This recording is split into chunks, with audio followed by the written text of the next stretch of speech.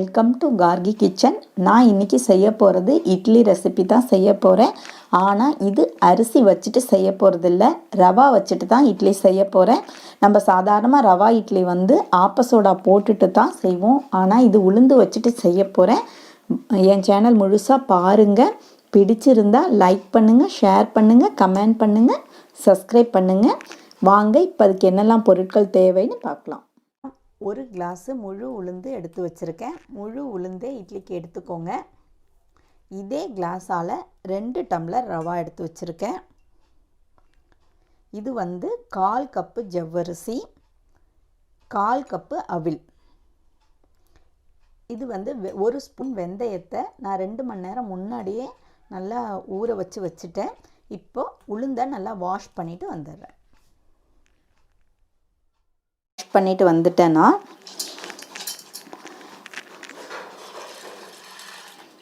இப்போ இதில் வாட்டர் சேர்த்துக்கலாம். அதே மாதிரி நம்ம ரவையிலையும் முழுகிற அளவுக்கு தண்ணி சேர்த்துக்கலாம்.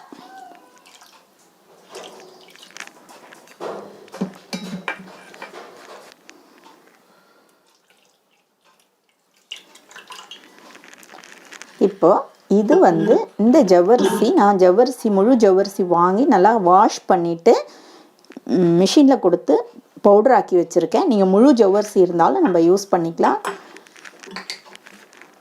அதையும் நான் வாட்டர் விட்டு வச்சிடுறேன்.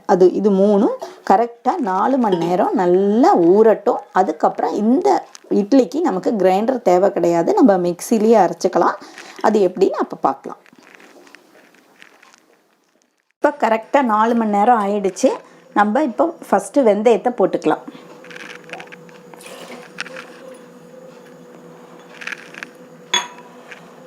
அதுக்கு மேலே உளுந்தையும் போட்டுக்கலாம்.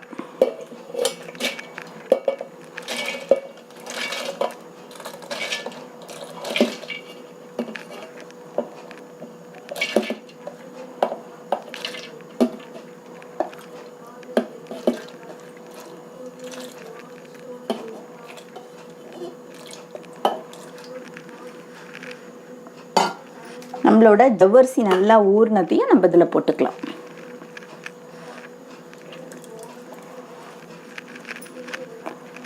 இது ஐஸ் வாட்டர் விட்டு தான் நம்ம அரைக்கணும். ஐஸ் கியூப் வேணாலும் போட்டுக்கோங்க, இல்லை ஐஸ் வாட்டர் விட்டு அரைச்சிக்கலாம். நம்ம அரைச்சிக்கலாம்.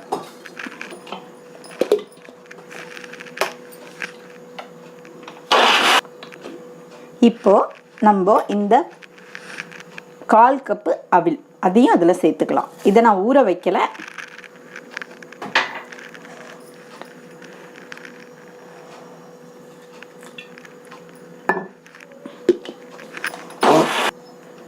இது இப்போ ஓரளவு அரைஞ்சிருச்சு. உளுந்துலேயே நம்ம இட்லிக்கு தேவையான அளவு உப்பும் கல் உப்பும் சேர்த்துக்கலாம். எப்போவுமே உளுந்து அரைக்கும் போது இந்த மாதிரி கல் உப்பு சேர்த்துருங்க. அது கிரைண்டராக இருந்தாலும் பரவாயில்ல, ஒன்று கூட அரைச்சிக்கலாம். இப்போ நல்லா அரைச்சாச்சு.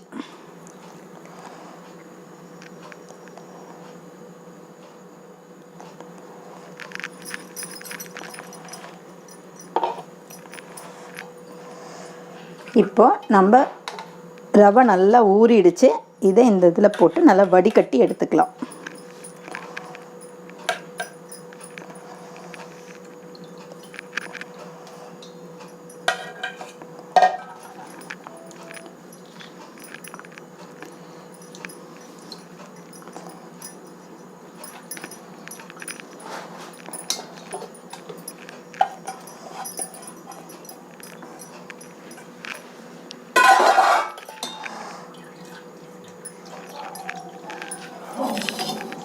இப்போ இந்த ரவை இதில் போட்டுக்கலாம்.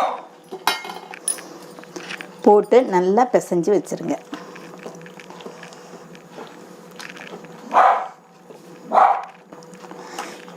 எப்போதுமே இட்லிக்கு தோசைக்கெல்லாம் மாவு கரைக்கும் போது கை யூஸ் பண்ணி கரைக்கணும்.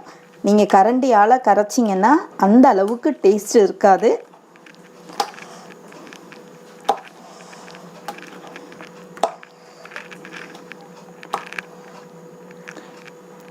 இப்போ இது நல்லா கரைச்சி வச்சாச்சு. இனி கரெக்டாக 8 மணி நேரம் ஆனதுக்கப்புறம் நம்ம இட்லி வாத்துக்கலாம். இப்போ கரெக்டாக 8 மணி நேரம் ஆயிடுச்சு. நம்ம இட்லி மாவு அரைச்சி வச்சுட்டு நல்லா ரெடியாக இருக்குது.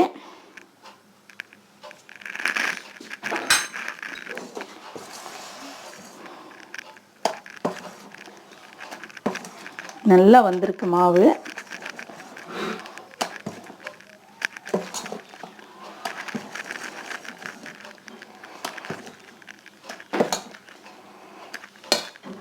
கொஞ்சோண்டு வாட்டர் விட்டு நான் இதாக்கியிருக்கேன்.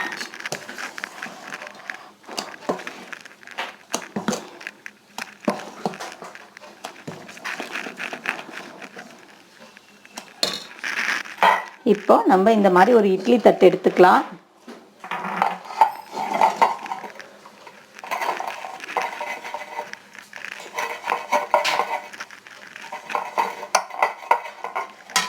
இப்போ வாங்க இட்லி வாத்துக்கலாம்.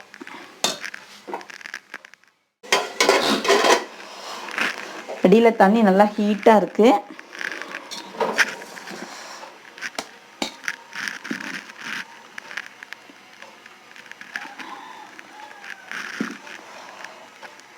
உளுந்து வந்து நம்ம போடும்போது ஊற வைக்கும்போது நல்லா காண்ற உளுந்தா இல்லை சில உளுந்து வந்து நல்லா பொந்தாது, அந்த மாதிரி உள்ள உளுந்தான்னு மட்டும் பார்த்துக்கோங்க. நான் இந்த வாட்டி வாங்கின உளுந்து வந்து அந்த அளவு நல்ல உளுந்துன்னு சொல்ல முடியாது. அப்படி நல்லா காணற உளுந்தா இருந்தால் கொஞ்சம் உளுந்து கம்மியாக போட்டுக்கோங்க.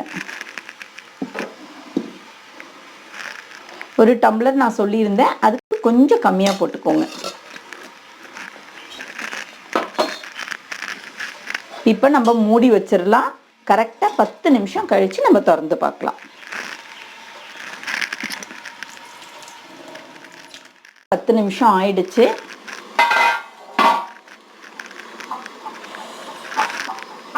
இது நல்லா வெந்திருக்கு. நம்ம எடுத்து வச்சுக்கலாம்.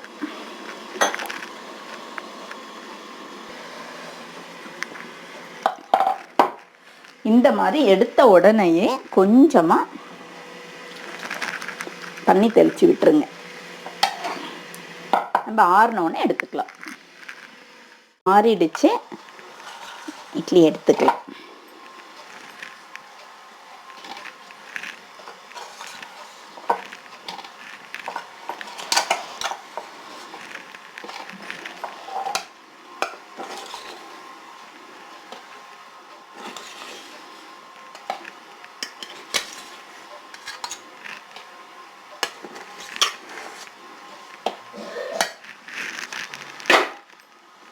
பாருங்க எவ்வளோ பஞ்சு மாதிரி வந்திருக்குன்னு. நமக்கு வித்தியாசமே தெரியாது, இவ்வளோ அருமையாக வந்திருக்கு. இந்த மாதிரி ஒரு வாட்டி செஞ்சு பாருங்க. அடுத்த வீடியோவில் பார்க்கலாம். பாய்.